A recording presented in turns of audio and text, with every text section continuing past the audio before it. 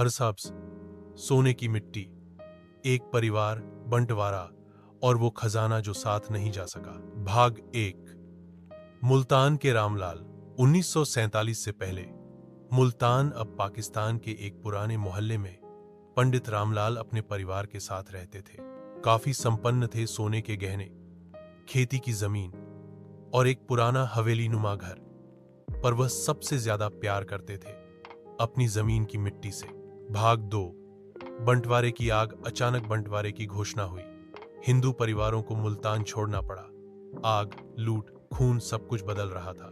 रामलाल ने अपने घर के आंगन में रात के अंधेरे में एक गड्ढा खोदा और उसमें अपना पूरा सोना, परिवार की धरोहरें और जमीन के कागज रखकर ऊपर मिट्टी डाल दी। बेटी से कहा, यह सोना हमारी पहचान है, अभी जान जरूरी है, दौलत बाद में मिल जाएगी। भाग 3। सीमा की तरफ रामलाल का परिवार जान बचाकर भारत पहुंचा। कैंपों में रहा, फिर अमृतसर में बस गया। साल बीत गए, बेटी बड़ी हुई, बेटे ने दुकान खोली, लेकिन रामलाल हर साल वही बात दोहराते, हमारा खजाना मिट्टी में है, वो दिन आएगा जब हम लौटेंगे।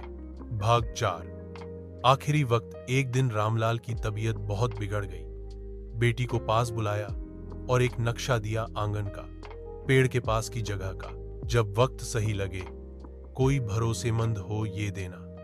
मैं लौट नहीं सका, शायद तू लौटे। रामलाल चल बसे। भाग 5। सालों बाद 2025 में रामलाल की पोती नैना एक इतिहास की रिसर्चर बनी। उसे वो नक्शा मिला।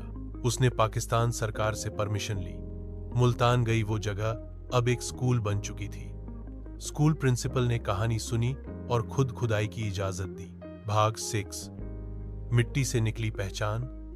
और वहां स्कूल के पेड़ के पास मिट्टी से वही संदूक मिला जिसमें पुराने सोने के जेवर, रामायण की एक लिपि और एक कागज जिस पर लिखा था, जो मिट्टी छोड़ी वो दिल से कभी नहीं गई। लौटोगे एक दिन जब लोग बंटेंगे नहीं, जुड़ेंगे।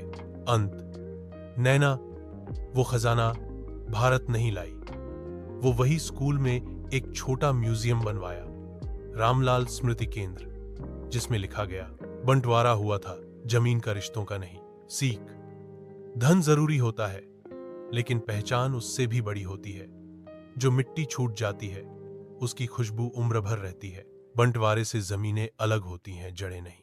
अगर आप चाहें तो मैं इस कहानी को शॉर्ट फिल्म या web series, script, chapter, podcast, narration, novel, chapter, stage drama में बदल कर भी दे सकता हूं। क्या अगली कहानी भी बंटवारे पर हो, या फिर आजादी के बाद के संघर्ष या सीमा पार की मोहब्बत पर बनाऊं?